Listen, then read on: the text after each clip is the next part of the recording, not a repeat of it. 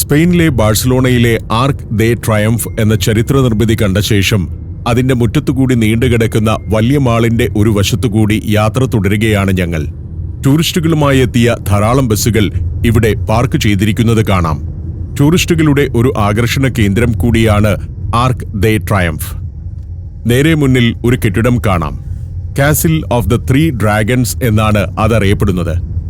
1888 world ഫെയറിന് മുന്നോടിയായി നിർമ്മിച്ച കെട്ടിടമാണത്. ശരിക്കും ഒരു റെസ്റ്റോറന്റിനു വേണ്ടിയായിരുന്നു അതിന്റെ നിർമ്മാണം. 19-ാം നൂറ്റാണ്ടിലെ ഒരു പ്രശസ്ത തടാകത്തിൽ നിന്നുമാണ് അതിന് കാസിൽ ഓഫ് ദ 3 ഡ്രാഗൺസ് എന്ന പേരു ലഭിച്ചത്. ബാഴ്സലോണയിൽ ആളുകൾ ഒത്തുചേരുന്ന ഏറ്റവും പ്രധാനപ്പെട്ട ഒരു സ്ഥലമാണിത്.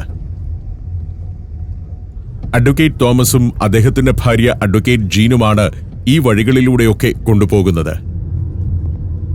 ഞങ്ങൾ പസീഗ് ദേ ലൂയിസ് കമ്പനീസിലൂടെ ഒന്ന് കറങ്ങി വരുമ്പോൾ ഇവിടെ കാണുന്നത് പ്രൊവിൻഷ്യൽ കോർട്ടാണ്.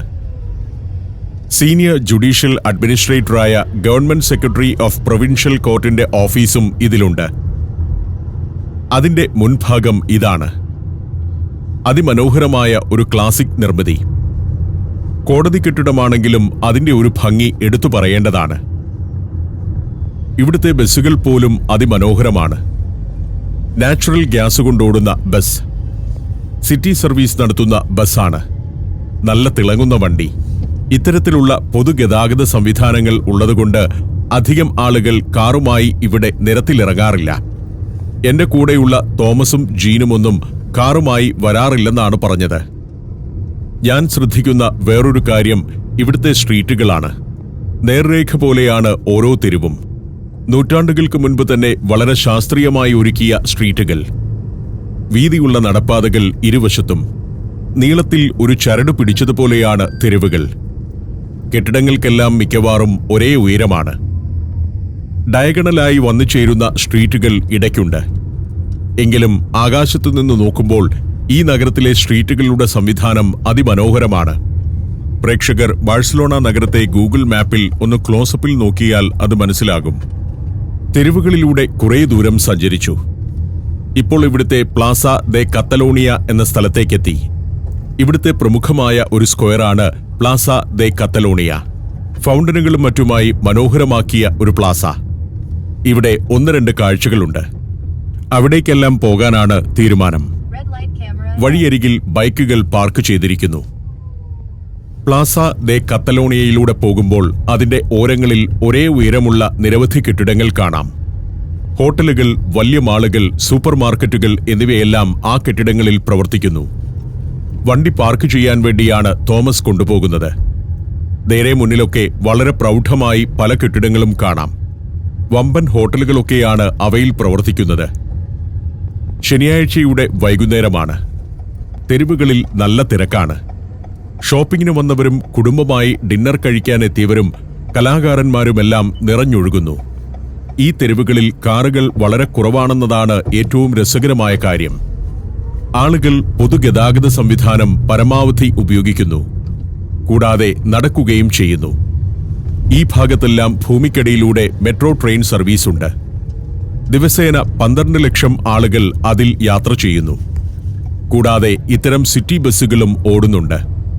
ഇതിവിടുത്തെ പ്രശസ്തമായ ഇബ്രോ സ്റ്റാർ ഹോട്ടലാണ്. 119 മുറികളുള്ള 4 star hotel. Barcelona city tour നടത്തുന്ന ഡബിൾ ഡക്കർ ബസ്സുകൾ, സിറ്റി ബസ്സുകൾ എന്നിവയെല്ലാം സുന്ദരമാണ്. പിന്നെ ഭൂമിക്കടിയിൽ അതിഗംഭീരമായ മെട്രോ ട്രെയിൻ നെറ്റ്വർക്കും. നഗരത്തിന്റെ ഏതു ഭാഗത്തേക്കും മെട്രോ ട്രെയിനിൽ ചെല്ലാം. അതുകൊണ്ട് ഇത്തരം സിറ്റികളിലൊന്നും കാറുമായി അധികം പേർ ഇറങ്ങുന്നില്ല.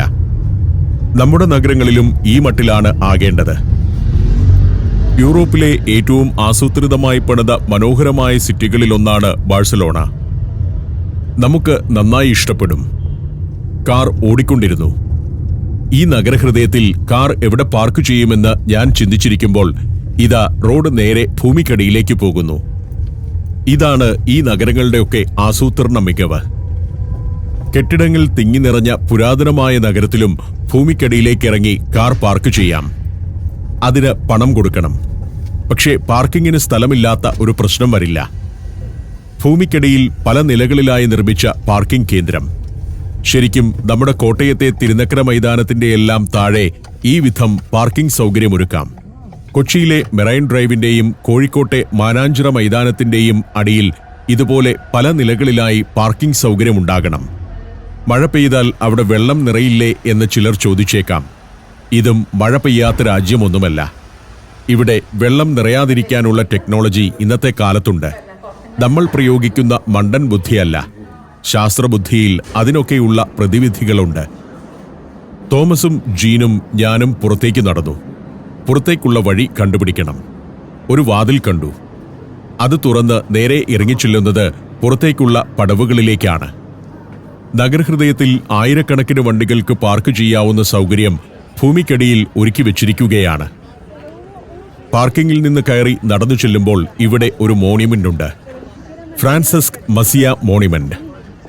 കത്തലാൻ മേഖലയുടെ പ്രസിഡന്റായിരുന്ന ഫ്രാൻസിസ്ക് മസിയയ്ക്കുള്ള സ്മാരകം. 1991 ഇതിവിടെ സ്ഥാപിതമായത്. കത്തലോണിയയ്ക്ക് സ്വയംഭരണാവകാശം നേടിയെടുക്കുന്നതിൽ പ്രധാന പങ്കുവഹിച്ച നേതാവായിരുന്നു ഫ്രാൻസിസ്ക് മസിയ. വാഹനത്തിരക്കുകളില്ലാത്ത ഒരു വൻ നഗരം. നമ്മുടെ നാട്ടിൽ ഇങ്ങനെ ഒരു നഗരം പോലും ഉണ്ടാവില്ല. വൈകുന്നേരം നഗരത്തിലെ ഏറ്റവും പ്രധാന തെരുവുകളിലൂടെ ജനങ്ങൾ ഇങ്ങനെ നടക്കുന്നു. നടക്കുന്നത് ഒരു സംസ്കാരം തന്നെയാണ്. പട്ടി പോലും വൈകുന്നേരം ഡീസന്റ് ആയിട്ട് നടക്കുന്നു. നടക്കാൻ ഇവിടെ അനുകൂലമാകുന്ന മറ്റൊരു ഘടകം അന്തരീക്ഷ മലിനീകരണം കുറവാണെന്നതാണ്. വാഹനങ്ങൾ തലങ്ങും വിലങ്ങും ഓടുന്നില്ല എന്നതുകൊണ്ടാണത്. അതുകൊണ്ട് തന്നെ ആളുകൾക്കെല്ലാം ഒരു ഉന്മേഷമുണ്ട്. രണ്ടാമത്തെ കാര്യം, ഇത് തണുപ്പുള്ള രാജ്യമാണെന്നതാണ്.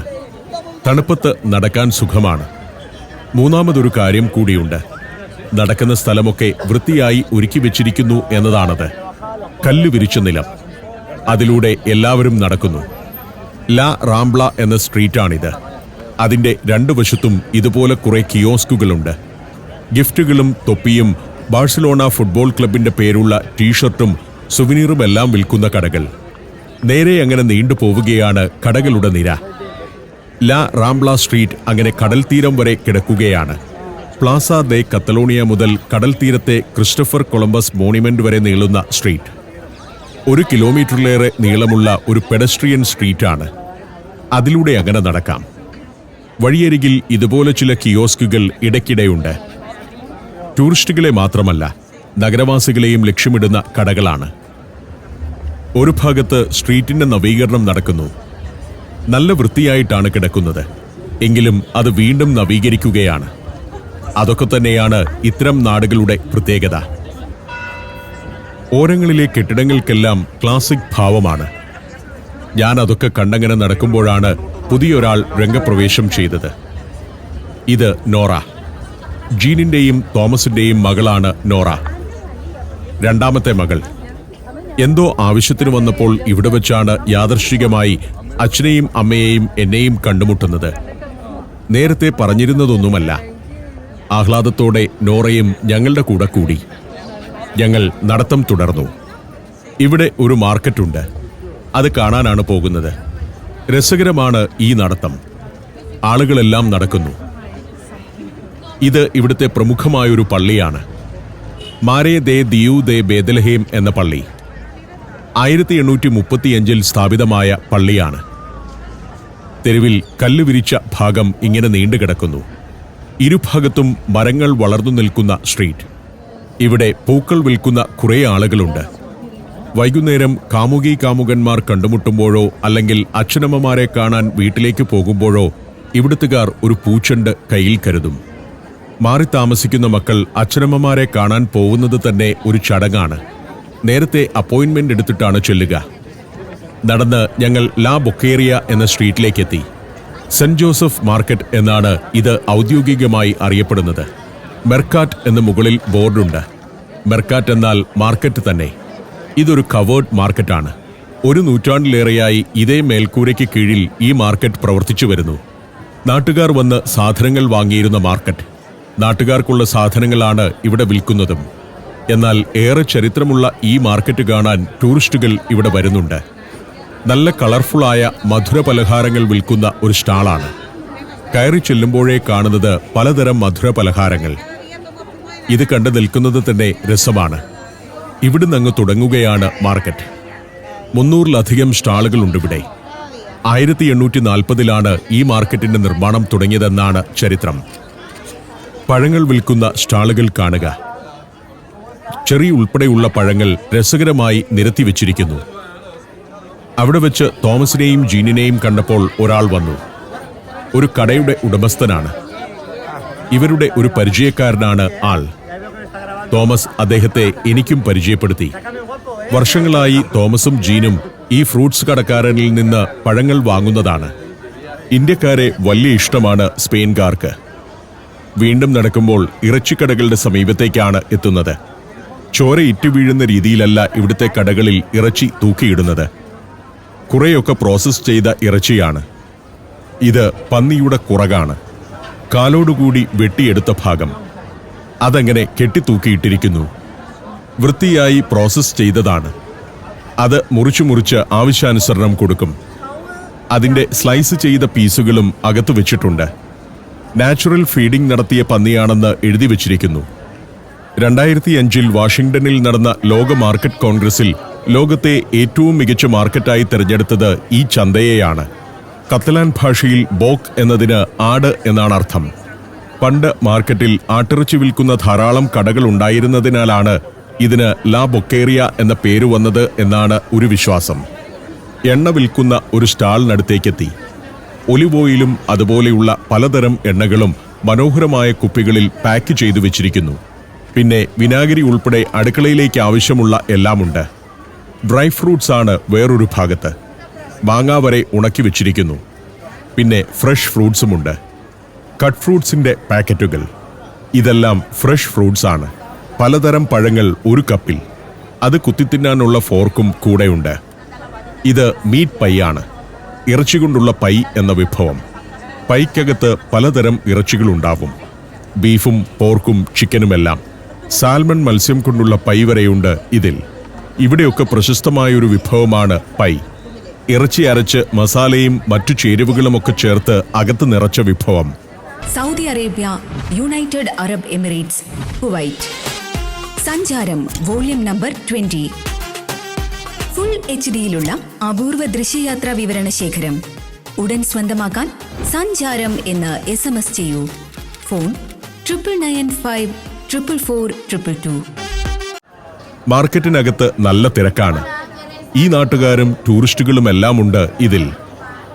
ഒയസ്റ്ററാണ് ഇവിടെ നിരത്തിവെച്ചിരിക്കുന്നത്. ഭക്ഷ്യയോഗ്യമായ മുത്തുച്ചിപ്പി. ഇത് കടൽ ജീവികളെ മാത്രം വിൽക്കുന്ന ഒരു സ്റ്റാളാണ്. ഇത് കടൽ ചേനയാണ്. സീ ആർച്ചിസ്. സഞ്ചാരത്തിനിടെ റഷ്യയിൽ മുർമാൻസ്കിൽ വെച്ച് ഞാനിത് കഴിച്ചിരുന്നു. വമ്പൻ കൊഞ്ച്, ചെമ്മീൻ, ഞണ്ട് എന്നിങ്ങനെയെല്ലാമുണ്ട്. സീ ഫുഡിന്റെ വലിയൊരു ഏരിയ തന്നെയുണ്ട് മാർക്കറ്റിൽ. ഇവിടെ നല്ല കച്ചവടവുമുണ്ട്. ഇന്ന് വൈകിട്ട് വീട്ടിലെ ഒരു ഡിന്നർ പാർട്ടിക്ക് അല്ലെങ്കിൽ നാളെ സൺഡേ ആയതിനാൽ ലഞ്ചിന് ഒക്കെയുള്ള സാധനങ്ങൾ വാങ്ങിക്കൊണ്ടു പോകുന്നു. നമ്മുടെ നാട്ടിലെ പോലെ തന്നെയാണ് കച്ചവടം. വലിയ വിലയാണ് ഇതിനൊക്കെ. സാധാരണക്കാരന് വാങ്ങാൻ പറ്റുമോ എന്ന് സംശയം തോന്നും. ഞാൻ മീൻ വിൽക്കുന്ന സ്റ്റാളുകൾക്കിടയിലൂടെ നടന്നു. നല്ല വൃത്തിയാണിവിടെ.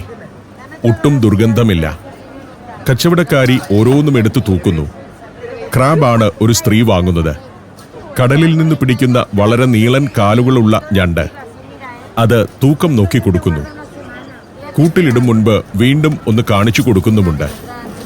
കടൽ തീരത്തെ നഗരം കൂടിയായതുകൊണ്ട് തന്നെ സീ ഫുഡിന് ഇവിടെ വലിയ പ്രാമുഖ്യമുണ്ട്. ഞണ്ടിനെ കൊണ്ടുവന്ന് നിരത്തിവെക്കുന്നു ഒരാൾ. ജീവനുള്ള ഞണ്ടാണ്. കാലുകളൊക്കെ അനക്കുന്നുണ്ട്.